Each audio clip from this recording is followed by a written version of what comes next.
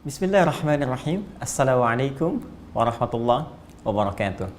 Alhamdulillah wassalatu wassalamu ala Rasulillah wa ala alihi wa sahbihi wa man wala wa ba'du. Saudara-saudariku, apa kabar? Semoga Allah Subhanahu wa taala senantiasa memberikan kesehatan prima kepada kita semua, dan kita tentunya bermohon kepada Allah semoga seluruh ibadah yang telah kita tunaikan sampai dengan detik ini diterima dan diikhlaskan oleh Allah Subhanahu wa taala, dan semoga dinilai cukup sebagai bekal untuk kembali menuju Allah sebelum kita berpisah dengan dunia ini. Malam hari ini edisi spesial bagi Si Tama, serupa tapi tak sama, mengkaji kedalaman diksi Al-Quran yang sering terlihat serupa dalam terjemahan di mushaf, namun ternyata diksinya bisa berbeda saat kita membaca Al-Quran secara langsung. Baik, kali ini agak spesial karena kita tampilkan langsung live dan juga kajiannya tidak biasa, karena kita akan mencoba mengkaji satu makhluk yang langsung disebut oleh Allah Subhanahu wa taala sebagai musuh yang paling nyata, musuh yang paling berbahaya. Di akhir ayat 168 di surah Al-Baqarah, Allah berfirman, "Innahu lakum aduwwum mubin." Sungguh setan ini, sungguh iblis ini adalah musuh yang sangat nyata bagi kalian. Karena itu, seyogianya kita menjadikan sesuatu sebagai musuh. Bukankah musuh mesti diperangi? Lalu bagaimana kita bisa memerangi musuh kalau kita tidak kenal siapa musuh kita? Ini yang menyebabkan banyak orang sering terjerumus pada godaan setan, pada perangkap iblis, karena tidak mengetahui perangkapnya, karena tidak mengetahui detil musuhnya. Mustahil peperangan bisa dimenangkan kalau kita tidak mengetahui kekuatan musuh, kita tidak mengenal karakter musuh. Nah, persoalannya dalam Al-Quran, musuh satu yang paling nyata ini diungkapkan dengan dua nama sekaligus. Kadang dia disebut iblis, kadang dia disebut setan. Ya, serupa tapi tak sama. Siapa itu iblis? Siapa itu syaitan? Apakah keduanya makhluk yang sama atau makhluk yang berbeda? Namun tetap kesimpulannya keduanya musuh kita yang paling nyata. Maka mari tarik nafas sejenak, tenangkan diri kita, fokus, karena ini akan menentukan perjalanan kehidupan kita untuk mengenal siapa makhluk yang menjadi musuh kita yang paling utama, sehingga menghambat perjuangan kita dalam meniti kebahagiaan menuju Allah Subhanahu wa ta'ala. Baik, kita mulai analisisnya dan kembali kepada surah Al-Quran. Pertama, teman-teman sekalian, ini kita uraikan dulu ayat-ayat terkait, ya. Kita mulai kisahnya dengan penciptaan Adam alaihissalam, Quran surah ke-15 ayat ke-28. Kemudian penugasan Adam, ya, sebagai khalifah di bumi, Quran surah kedua ayat 30. Baru kemudian terkait muncul kisah makhluk yang kita bahas saat ini sebagai musuh yang paling nyata, ya, Quran surah kedua ayat 34.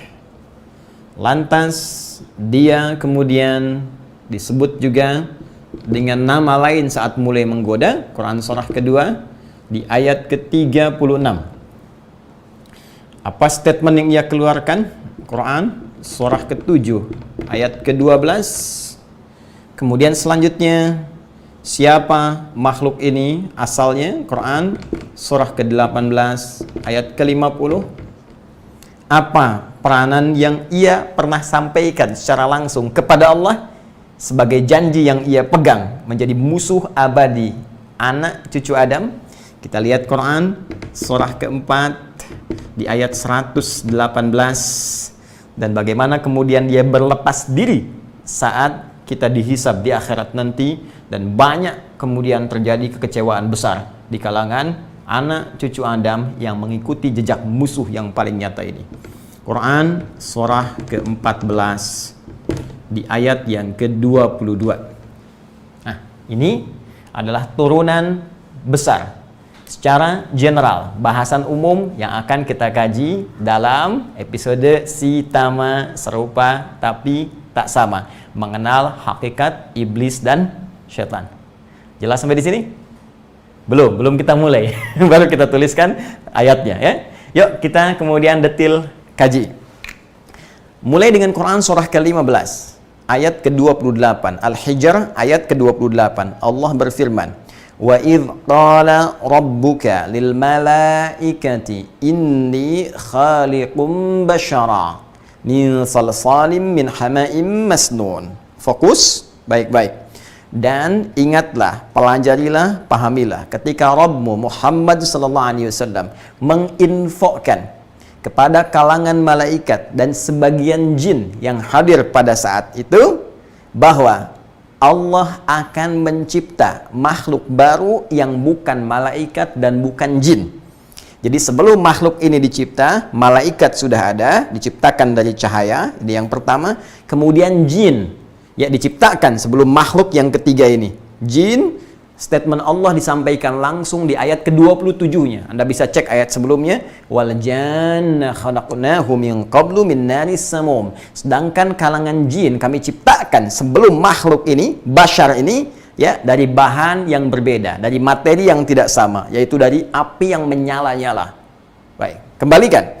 Siapa makhluk ini? Disebut dengan bashar. Kita telah bahas tuntas di edisi Sitama sebelumnya tentang bashar yang disebutkan 35 kali dalam Al-Quran itu. Bukankah itu menjadi satu dari sekian nama yang melekat pada manusia? Kadang disebut ins, ya ma'syaral jinni wal ins. Kadang disebut insan, iqra bismi rabbikal ladzi khalaq, khalaqal insana min 'alaq. Kadang disebut dengan nas, qul a'udzu birabbin nas. Bashar ketika disebutkan pertama kali oleh Allah menunjuk pada makhluk yang bukan malaikat, bukan jin. Intinya manusia. Ingat, intinya manusia.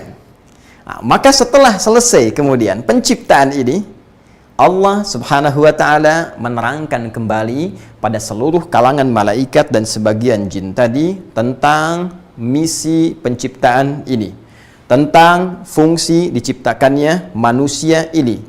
Karena mustahil ciptaan Allah sekecil apapun kecuali ada manfaat, ada hikmah, ada fungsi di dalamnya.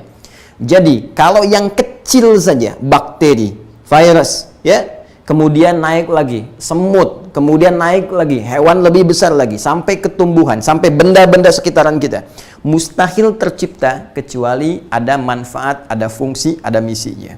Jika itu saja memiliki peran, maka bagaimana dengan manusia yang sangat kompleks? Maka setelah selesai proses ini, diinfokan kepada seluruh kalangan malaikat dan sebagian jin tadi tentang fungsi manusia, misinya, kenapa ia diciptakan. Pindah ke Quran surah kedua Al-Baqarah ayat ke-30.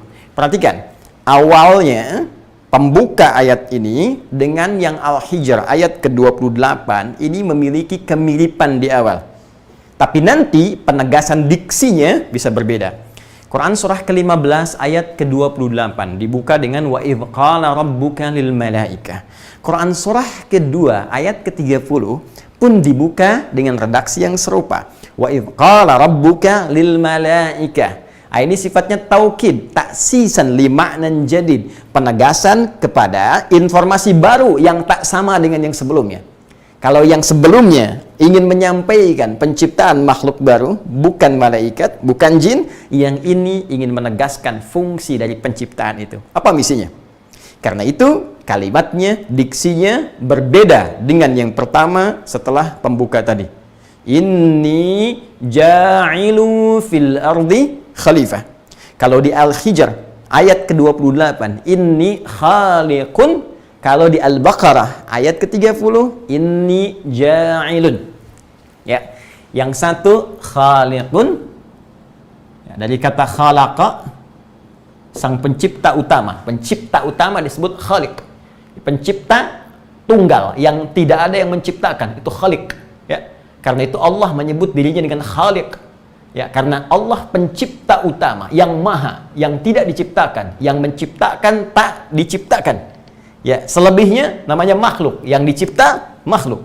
Penciptaannya khalaqa. Ya, khalaqa yakhluqu. Inni khaliq. Fokus.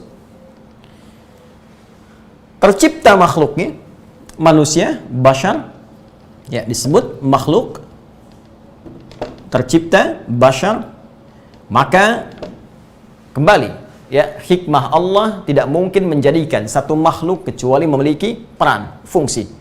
Maka saat akan memberikan fungsi pada satu benda, ya, baik hidup ataupun mati yang telah ada, yang terbuat, tercipta, maka kalimatnya dirubah dari kata khalaqa menjadi ja'ala.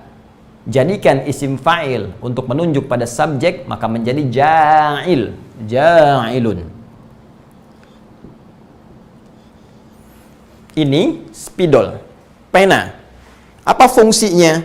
Ya, untuk menulis. Maka saya katakan, inni ja'ilunil qalama lil kitabah. Saya jadikan spidol ini, pulpen ini, pena ini untuk menulis. Maka Allah firmankan, aku berikan misi, aku berikan peran kepada makhluk yang baru aku ciptakan ini. Bukan kalian malaikat, bukan jin. Perannya sebagai khalifah di bumi. Makhluk yang akan saling menggantikan, dari kata khalafa, yakhlifu khalfan, ya khilafatan, makhluk yang saling menggantikan. Makna pertama. Karena itu ingat baik-baik. Hei, saya Adi Hidayat, Anda teman kita, saya, Anda, kita semua, sepanjang kita manusia hidup sekarang di bumi, maka di antara fitrah kehidupan kita akan saling menggantikan. Kita wafat, anak kita gantikan. Anak kita wafat, cucu kita gantikan. Saling menggantikan satu dengan yang lainnya. Karena itu Al-Quran memberikan pesan kuat kepada kita, bahwa jangan sampai ada satu keluarga meninggalkan generasi yang lemah. Siapkan, karena dia akan menggantikan kita. Dan tantangan di masa depan itu melebihi tantangan yang kita hadapi di masa kini. Itu esensi dari Quran surah keempat ayat yang ke-9. وَلْيَخْشَى الَّذِينَ لَوْ تَرَكُوا مِنْ خَلْفِهِمْ ذُرِّيَّةً ضِعَافًا خَافُوا. Harus khawatir kalau kita nanti tiada meninggalkan generasi yang lemah. Maka baca kembali Quran surah ketiga Ali Imran dari ayat ke-33 sampai ayat ke-37. Ambil contoh langsung. Imran menikah dengan Hannah. Imran bukan nabi, Hannah juga demikian. Melahirkan Maryam. Maryam ketika lahir itu disiapkan supaya lebih baik dari bapak ibunya. Karena itu tidak pernah disebutkan surah Hannah dalam Al-Quran. Maryam disebutkan. Maryam punya keutamaan melebihi ibunya. Ibunya melahirkan anak, menikah dulu dengan Imran. Maryam tidak pernah disentuh oleh lelaki manapun. Demikian redaksi dalam Al-Quran. Bisa mengandung, melahirkan. Ingat, Maryam bukan nabi, bukan rasul. Tapi disiapkan lebih unggul dibandingkan kedua orang tuanya. Baik, dari Maryam alaihissalam lahir Isa alaihissalam. Al-Masih. Isa ketika dilahirkan, cucunya Imran itu lebih baik, lebih hebat dibandingkan ibunya plus kakek neneknya. Kenapa? Karena tantangan yang dihadapi Nabi Isa alaihissalam akan melebihi tantangan yang dihadapi oleh Maryam, bahkan kakek neneknya Imran dan Hannah. Itu khalifah. Khalifah juga bermakna pembangun, pemakmur yang harus memakmurkan bumi, membangun, menghadirkan manfaat. Karena itu sering saya katakan, kenapa salah satunya kita disebut dengan manusia, diberikan sifat umur, ya, amara ya'muru, mengandung arti sesuatu yang bermanfaat. Dewan Kemakmuran Masjid, ya, dewan kelompok yang mengatur supaya masjidnya bermanfaat. Kalau imam, cari imam yang bagus bacaannya supaya manfaat yang dibaca. Lahir kekhusyuan, bikin kegiatan yang bermanfaat. Kenapa usia kita dalam mengisinya disebut dengan umur? Seakan-akan Allah memberi pesan kepada kita, hei, kalian dari berapa tahun yang aku berikan usia itu? 40 tahun, 50 tahun. Berapa manfaat yang sudah kalian hadirkan? Apakah lisan sudah berkata yang bermanfaat? Mata sudah memandang yang bermanfaat? Demikian, sepanjang hidup di bumi, kerjakan yang benar, kerjakan yang bermanfaat, bangun kesuksesan dan makmurkan setiap tempat yang kita pijak. Siapa yang ditugaskan untuk membawa misi besar ini? Ternyata bukan malaikat, ternyata bukan jin. Malaikat bertanya, ya Allah, kenapa bukan kami? Wa nahnu nusabbihu bihamdika wa nuqaddisu lak. Sedangkan kami terbiasa berzikir, mentasbihkan engkau, memuji engkau, mengkultuskan engkau. Qala inni a'lamu ma la ta'lamun. Malaikat, aku lebih tahu dibanding dengan kalian semua tentang hakikat misi ini yang tidak bisa dipikul oleh kebiasaan dan tugas kalian saat ini. Karena menjadi khalifah tidak cukup dengan tasbih saja, tidak cukup dengan tahmid saja, tidak cukup dengan takdis saja. Mesti ada perangkat-perangkat lain yang tidak ditemukan di malaikat, tidak pula di jin, hanya ada di manusia. Saya ingin katakan, kita mesti bersyukur kepada Allah, bangga bersyukur kepada Allah, karena misi besar ini diamanahkan pada kita. Ya, kalau tidak dipandang luar biasa, mustahil diberikan kepada manusia ini. Ya, namun demikian, kita mesti mengerti bagaimana supaya sukses menghadapi ini, karena tidak mudah menghadapi tantangannya. Maka Allah tunjukkan kepada malaikat, kepada jin, bahwa makhluk ini luar biasa. Karena menjadi peran sebagai seorang khalifah butuh modal dasar yang paling utama, yaitu pengetahuan. Quran surah kedua ayat 31. Allah ajarkan semua dasar pengetahuan lengkap yang dibawa sebagai bekal utama saat Adam nanti menjadi khalifah di bumi. Wa 'allama Adam al-asma'a kullaha. Secara singkat, ketika Allah uji, Adam, apa ini? Itu ya Allah. Adam, apa ini? Itu ya Allah. Sebutkan ini semua. Ini. Malaikat ditanya, tak bisa jawab. Jin ditanya, diam. Kalau friend, tak mungkin. 50-50, tidak ada peluangnya. Diam semuanya. Yang jawab hanya Adam. Maka disinilah kuasa Allah yang ingin menunjukkan bahwa setiap ciptaan Allah itu ada hikmah di luar batas-batas jangkauan pengetahuan makhluk. Maka malaikat diperintahkan, jin diperintahkan untuk sujud hormat. Ingat, bukan sujud penghambaan. Karena dalam diksi Al-Quran, sujud nanti dibagi dua bagian. Satu menunjukkan penghormatan, yang kedua menunjukkan penghambaan. Yang kedua ini tidak boleh dilakukan pada siapapun kecuali hanya kepada Allah Subhanahu wa taala. Sedangkan bagian pertama, sujud penghormatan, boleh dilakukan sepanjang dibenarkan oleh ketentuan Allah pada aspek-aspek tertentu. Di antaranya sujud malaikat yang diperintahkan oleh Allah kepada Adam, plus juga sujudnya jin pada saat itu. Pindah ke Quran surah kedua ayat ke-34. Wa idh qulna lil malaikati isjudu li Adam fasajadu. Maka ketika kami perintahkan, ingat Muhammad SAW, pahami, dalami, ketika kami perintahkan, kalimatnya menggunakan nun, masih ingat? Nah, Allah tidak mengatakan wa idh qultu, tapi nah, ingat? Ingat? Nah, gambaran dari asal nahnu. Tidak pernah disebutkan nah dalam Al-Quran kecuali menunjuk dua makna utama. Masih ingat? Ta'zimun nafsi, ta'zimus sya'ni. Ta'zimun nafsi menunjukkan keagungan Allah. Ta'zimus sya'ni menunjukkan hal yang akan disampaikan begitu istimewa dan dahsyat. Saking dahsyatnya, agungnya, istimewanya, Allah sampai menghadirkan kebesaran zatnya.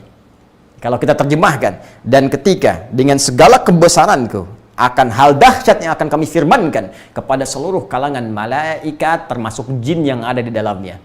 Ya, bentuknya sinekdok, totem proparte. Ingat, ada sinekdok pas prototo disebutkan sebagian mewakili keseluruhan.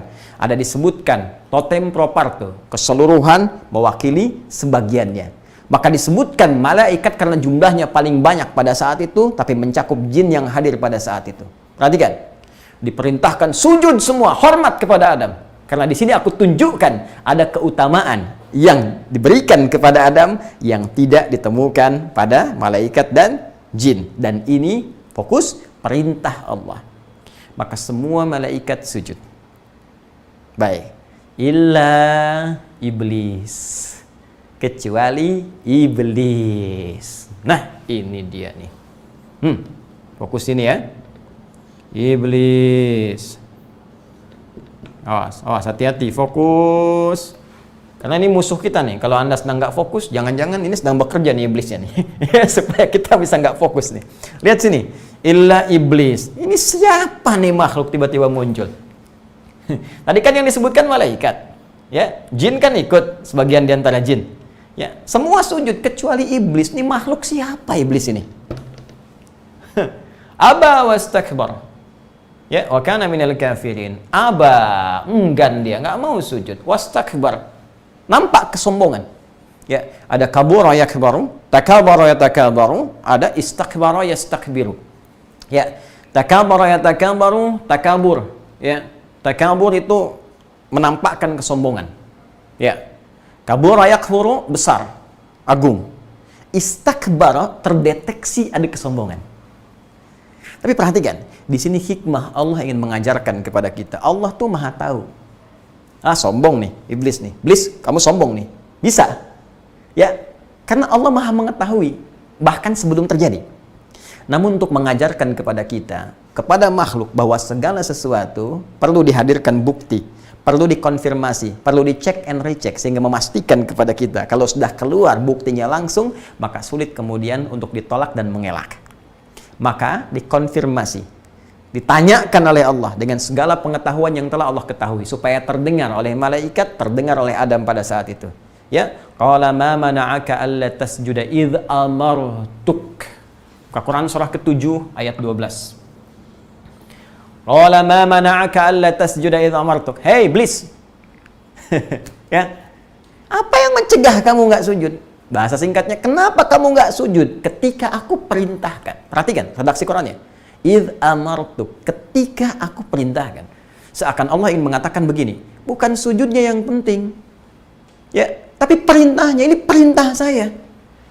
Ya, kamu nggak sujud, kamu nggak hormat pada Adam, itu urusan kamu. Cuma ini perintah saya. Ketika kamu tidak menaati, ini persoalan. Karena itu hati-hati. Kaidah ini pun bisa diterapkan dalam kehidupan kita. Dalam sholat ada sujud, dan itu inti. Ya, bagian dari yang paling utama dalam sholat itu sujud. Penghambaan kita kepada Allah. Ingat baik-baik. Anda nggak sholat pun, Anda nggak sujud pun, tidak membuat Allah rugi. Tidak menurunkan status Allah sebagai Tuhan. Cuma itu perintah. Anda ini siapa? Perintah manusia Anda kerjakan, perintah pencipta manusia Anda abaikan. Kemudian Anda masih berharap masuk surga Firdaus. Anda siapa? Anda masih menuntut pengen dilancarkan rezeki. Anda siapa? Perintah manusia, bos di kantor, Anda cepat lakukan.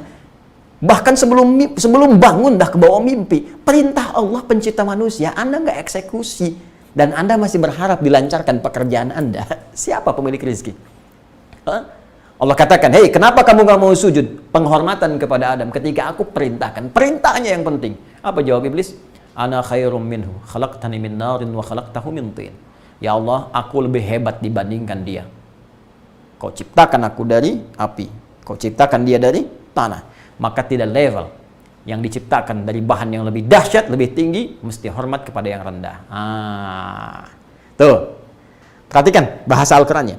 Di Al-Baqarah ayat 34 menggunakan istakbar, terdeteksi kesombongan.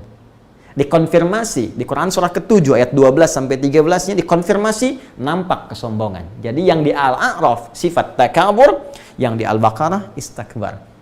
Dari sini ketika keluar di lisannya, maka semua meyakini dengan pasti dan sudah tidak bisa mengelak lagi iblisnya. Baik, jelas sampai sini teman-teman sekalian? Nah, sekarang pertanyaannya nih, makhluk siapa? Ini kalangan malaikat atau jin? Karena cuma ada dua makhluk tadi, selain manusia tadi. Selain Bashar, selain Adam. Kalau bukan malaikat, dia jin. Dari mana kita menemukan ya asal mula makhluk yang disebut dengan iblis ini? Maka kita harus lacak di Quran surah ke-18 ayat 50. Redaksi ini pembukanya mirip persis dengan Quran surah 2 ayat 34. Yang ini pasangannya ini, yang ini pasangannya ini.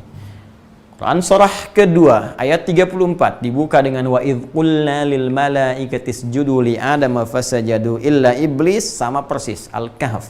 Quran surah ke-18 ayat 50 dibuka dengan redaksi yang sama untuk menguatkan, menegaskan, menginfokan sesuatu yang baru. Ingat kaidah ulumul Qurannya, taksisan li ma'nan jadid.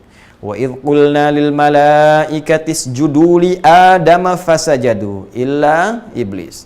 Dengan segala kebesaranku, kata Allah, dengan segala keagunganku, ketika aku perintahkan kepada seluruh malaikat dan kalangan jin yang hadir pada saat itu untuk hormat kepada Adam, semua hormat kecuali iblis. Siapa iblis itu? Kana minal jinni fa fasaqa an amri rabbi. Kana, ini turunkan. Kita kenali dulu ya. kana minal jin. Ya. Fafasaqa an amri rabbi. Fafasaqa. Baik. Kana minal jinni. Iblis ini termasuk kalangan jin. Awas, hati-hati. Bukan malaikat. Jadi, makhluk ini termasuk kalangan jin. Masih ingat penjelasan saya? Kalau ada huruf ya, mengawali dalam bahasa Arab, satu kalimat dibuka dengan jim dan nun, itu umumnya menunjuk pada yang tersembunyi. Ya, jim dan nun. Jinnun. Kenapa jin disebut jin? Karena tak nampak dalam pandangan kita, tersembunyi. Jannah, surga. Kenapa disebut dengan jannah? Karena belum nampak saat ini dalam pandangan kita. Janin. Kenapa disebut janin? Karena tak nampak langsung kasat mata dalam pandangan kita, tersembunyi di balik rahim ibunda. Jelas? Makhluk ini tak nampak dalam pandangan kita. Tapi poinnya, iblis ini termasuk kalangan jin, bukan malaikat. Sekarang Anda fokus. Perhatikan kalimat ini. Fafasaqa an amri rabbi. Maka dia menyimpang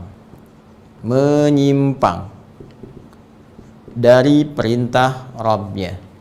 Dan menggunakan fa untuk menunjukkan sesuatu yang cepat penyimpangannya. Fasaqa itu kata kerja, infinitif. Jadi subjeknya, isim fa'ilnya disebut fasik namanya. Sifatnya disebut fiskun atau fusuk. Fasik. Ya, lawan dari fasik itu taat. Fasikun ta'in. Sifatnya disebut dengan ta'atun. Taat, patuh. Ini kebayang nggak?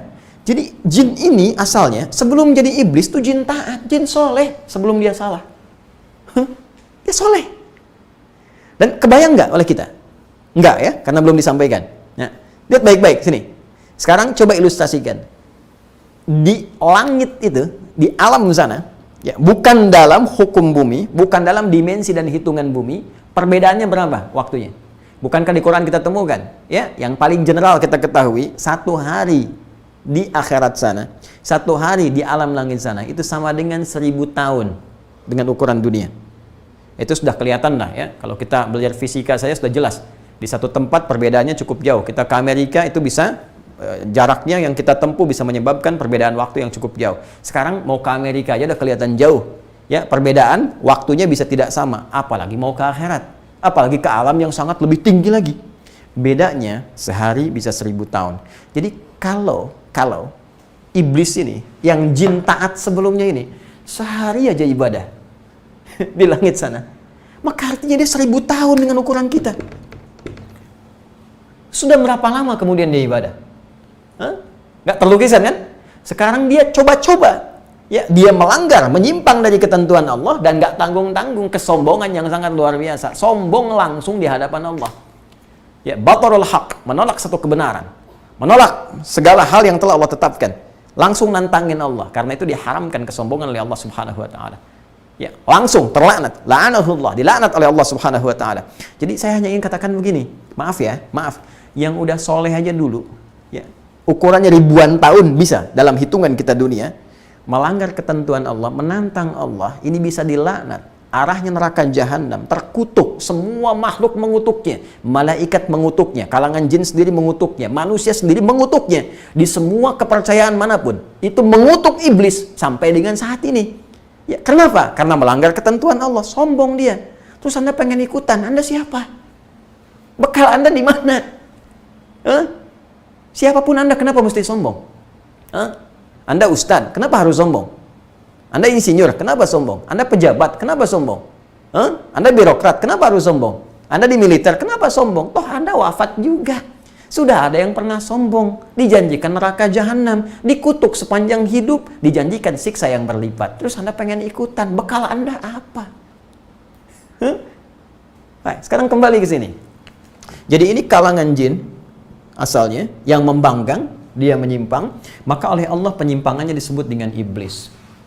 Ada yang menyebut iblis ini seakar dengan diabolis, artinya intelektual tapi yang menyimpang. Karena itu di bahasa Yunani, ya, kalau ada penyimpangan intelektual dibahasakan dengan diabolis. Diabolism, ya paham-paham yang pintar tapi menyimpang. Jadi ini ingin menunjukkan, kalau kita ambil akar katanya dari situ, ingin menunjukkan nih makhluk pintar. Ya, pintar. Saking pintarnya nih punya strategi menipu. Jadi kepintarannya dipakai ya, untuk menipu, untuk berbuat jahat. Jadi kalau ada orang pintar, hati-hati, yang kepintarannya digunakan, ilmunya digunakan untuk berbuat penyimpangan, berarti dia sedang dikerjai oleh iblis tuh. Hati-hati. Ya. Ada juga yang menyebutkan dari balasa, ya, kemudian masuk sifat melekat pada dirinya. Jadi sesuatu yang baik yang tertutupi oleh keburukan. Jadi ada labisa itu labisa yalbasu libasan, ya, sesuatu yang baik menutup yang buruk. Ini baju baik nih. Ya, kenapa pakaian disebut libas? Walibasu taqwa dzalika khair, karena pakaian ini menutup aurat yang buruk yang tak ingin kita tampak. Tutup. Tapi sebaliknya, kalau yang baik ditutup oleh yang buruk, maka katanya bertukar. Jadi balasa. Ada sebagian yang menyebut demikian. Kalau meresap pada pemiliknya disebut iblis. Kenapa iblis disebut dengan iblis? Karena kebaikan yang telah ia tenun selama itu ditutup oleh kesombongan yang dipertahankan. Lihat, kesombongan yang dipertahankan, yang pada akhirnya hanya melahirkan kutukan. Jelas? Nah, jadi ini kalau disebutkan makhluknya, maka dia iblis. Ya, genealoginya berasal dari jin. Yang paling menarik, ketika dia mulai dicela oleh Allah, bahkan diusir dari tempat yang tinggi itu. Allah khruj, keluar. Levelnya diturunkan oleh Allah, keluar. Itu sebetulnya belum turun yang lainnya, masih diberikan kesempatan taubat. Kan sifat Allah itu gini, karena Allah telah menetapkan bahwa rahmatnya, Allahu Akbar, itu lebih dalam dibandingkan dengan murkanya. Ya, kata ba'ala nafsihi rahmah, Allah telah menetapkan rahmat yang dalam. Karena itu dosa sebesar apapun, kalau mau taubat masih diampuni. Itu langsung disampaikan Allah di Quran surah ke-39 ayat 53. Qul ya ibadiyalladzina ya asrafu ala anfusihim la taqnatu min rahmatillah. Katakan pada hamba-hambaku, Muhammad SAW katakan pada mereka, jangan putus asa dari rahmat Allah. Kalaupun kalian berbuat banyak dosa, sepanjang kalian mau kembali. Innallaha yaghfiru dzunuba jami'a. Allah berpeluang mengampuni semua dosa kalau kalian mau taubat. Sifatnya. Cuma tadi ada dasar iblis mempertahankan kesombongan. Alih-alih dia bertobat, dia mengajukan proposal kepada Allah untuk membuktikan kehebatannya. Seakan dia ingin mengatakan begini, ya Allah, aku ingin tunjukkan memang aku ini levelnya tinggi. Ya, bukan apa-apa, bukan nggak pengen melanggar perintahmu ya Allah, cuma aku memang pengen tunjukkan aku ini lebih hebat dibanding Adam. Tuh, lihat kata-katanya tuh. Ya, kelihatan seperti benar, padahal salah. Awas tuh. Nah, dan ini diwariskan. Nanti diwariskan. Ada manusia yang mewarisi retorika iblis. Ini bahasa, awas nih, lihat ya kalimatnya. Ada manusia yang mewarisi retorika iblis. Itu di Quran surah ke-2 Al-Baqarah ayat 204. Ya, wa minan nasi may yu'jibuka qawluhu fil hayatid dunya wa yushhidullaha ala ma fi qalbihi wa huwa aladul khisam. Dan Anda akan dapati di antara sebagian manusia kalau berkata retorikanya begitu cantik, kalimatnya menarik. Kadang-kadang bawa ayat-ayat Quran dia potong-potong tuh dan dia bersumpah dengan nama Allah, kadang-kadang demikian, padahal dia musuh yang paling berbahaya. Kalangan manusia. Tuh, ya. Nanti kita akan lihat ke belakang nanti ya, kadang-kadang lebih mudah melawan setan dibandingkan manusia yang kesetanan. Ayo betting quote tuh. Kadang-kadang lebih mudah menaklukkan setan dibandingkan manusia yang kesetanan. Nanti kita lihat bahasannya ya, kenapa demikian. Yuk, balikin lagi. Maka ketika itu kemudian Allah ingin tunjukkan, kamu makhluk nih, dikasih kesempatan tobat malah nawarkan. Ya, Allah perintahkan Adam masuk ke surga. Iblis, ya Allah, protes dia, ajukan proposal, beri kesempatan, aku ingin tunjukkan aja. Kata Allah, ya silahkan. Dan Adam pun akan diberikan perisai.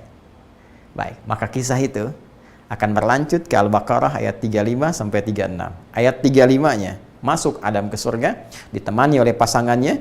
Wa qulna ya Adam uskun anta wa zaujukal jannah. Silahkan, kami firmankan, Adam dan pasangan tinggal di surga. Nikmati semuanya. Ya. Wa kulu minha ragadan haitsu syi'tum, nikmati sepuas-puasnya. Wala taqrabu hadhihi syajarah. Tapi jangan dekati pohon yang ini. Ujian. Ini ujian yang ingin memperkenalkan bagaimana nanti tantangan yang akan dihadapi saat menjadi khalifah, karena akan menghadapi tantangan luar biasa dari musuh yang paling utama. Jangan dekati ini.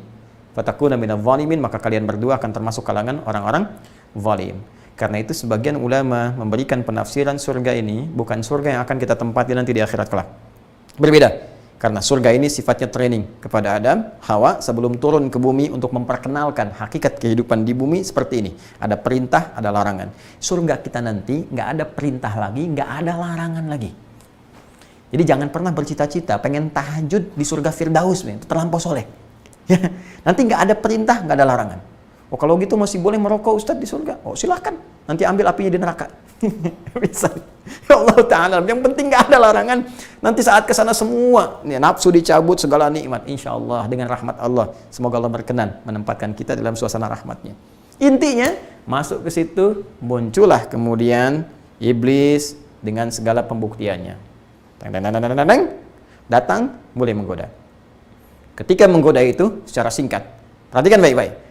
Makhluk ini, jin, tertutup oleh kesombongan, berubah jadi iblis. Itu untuk dirinya sendiri. Jadi sombongnya, yang dia tampakkan, persoalannya untuk dirinya. Ketika keburukan itu mulai diwariskan pada orang lain, mulai mengajak orang, maka namanya dirubah oleh Allah dari iblis jadi syaitan. Al-Baqarah, ayat 36. Fa'azallahuma syaitanu anha. Maka syaitan mulai menggelincirkan Adam dan Hawa dari surga itu. Nah, ketika mulai menggoda, kita sudah tahu ya apa yang terjadi. Jadi saya tidak perlu kisahkan lagi secara singkat. Digoda Adam dan Hawa, melanggar ketentuan Allah. Ketika mulai menggoda, disebut apa? Syaitan, digelincirkan. Kalau tergelincir itu jatuh kan? Kalau jatuh itu ke atas ke bawah. Keterlaluan kalau nyebut ke atas, pasti ke bawah. Ke bawah, tergelincir dari atas ke bawah, jatuh, turun ke bumi. Dari atas turun ke bawah. Itu yang disebutkan di Quran surah ke-2 ayat ke-38. Wa qulna bitu. Ya, ba'dukum li ba'din. Aduh. Ya. Hei, sekarang kami perintahkan Adam, Hawa semua turun ke bumi. Misi dijalani. Sebelum sampai ke situ, kita kembalikan. Ketika mulai menggoda, disebut apa? Syaitan. Ini fokus. Teman-teman, waktu kita terbatas, fokus betul, jangan hiraukan setan. Ya. Syaitan dari kata syaitana. Syaitana. Tuh. Ajakan yang menjauhkan dari kebaikan itu syaitana. Ya. Ajakan. Dorongan, ya. Yang menjauhkan dari segala nilai kebaikan. Itu pekerjaannya disebut apa? Syaitana. Ya. Kalau itu melekat pada satu makhluk, maka sifatnya disebut dengan syaitan. Awas beda tuh ya. Melekat kemanapun. Ya, melekat kemanapun. Ini melekat pada jin, maka jin itu disebut syaitan. Melekat pada iblis, maka iblis itu disebut apa? Syaitan. Iblis bagi dirinya yang tertutup dengan keburukan tadi. Begitu dia ngajak orang untuk menjauh dari kebaikan, menjauh dari perintah Allah, maka sifat itu melekat, dia jadi apa? Syaitan. Pun demikian dengan manusia. Kalau Anda mencoba mengajak orang menjauh dari ketentuan Allah, maka saat bersamaan Anda masuk pekerjaan syaitana, sifatnya menempel pada diri Anda menjadi apa? Syaitan. Minal jinnati wan nas, termasuk dari kalangan jin dan manusia. Sebentar lagi Isya, Anda ajak orang alih-alih sholat Isya, Anda ajak ke tempat lain, bahkan maksiat. Maka saat itu Anda sedang menjadi Anda sendiri yang bilang. Ya, hati-hati ya. Baik, jadi syaitan ini lebih kepada sifat yang melekat pada makhluk. Sudah mengajak, ajakan, ya, baik halus ataupun yang lain. Ya, kadang-kadang kalau sudah kasar itu Nabi celak tuh. Nabi sebut syaitan akhras, setan botak gitu. Ya, nah, jadi kalau halus syaitan. Ya, ini ya, ajakan, ajak. Jadi apa namanya? Syaitan. Nah. Ketemu ya? Iblis, makhluknya, sifat ajakannya disebut apa? Syaitan. Secara singkat, ketika Adam diturunkan ke muka bumi, menjalani misinya sebagai khalifah, setelah diperkenalkan, ini musuhmu, syaitan ini, iblis ini tantangan yang engkau akan hadapi diantaranya. Ya, kemudian turun ke bumi, Jalani misi, ini perintah, ini larangan. Jadi tugas kita cuma dua sebetulnya. Kerjakan perintah, tinggalkan larangan. Sederhana. Cuma memang ngeeksekusinya butuh pengetahuan supaya benar. Ya, if'al wala taf'al. Do it, live it. Kerjakan nih, tinggalkan nih. Turunlah kemudian ke bumi. Saat turun itu, Allah memberikan kepada kita dua potensi utama. Satu, jiwa kebaikan dari malaikat disebut dengan takwa. Yang kedua, sifat hewani yang pernah saya sampaikan disebut dengan nafsu atau fujur. Ya, sebetulnya cara kerjanya begini. Di Quran surah ke-91 ayat 7 sampai 10. Wa nafsi wa ma sawaha fa alhamaha fujuraha wa taqwaha. Qad aflaha man zakkaha. Akan bahagia orang yang mampu menyucikan jiwa itu. Di dalam jiwa ada takwa dan fujur. Apa takwa? Apa fujur? Apa peran setan di dalamnya? Dan bagaimana kita memeranginya? Nanti kita akan bahas kembali di Sitama yang berikutnya. Tiba adzan Isya, berakhir kajian kita, dan insya Allah subuh esok.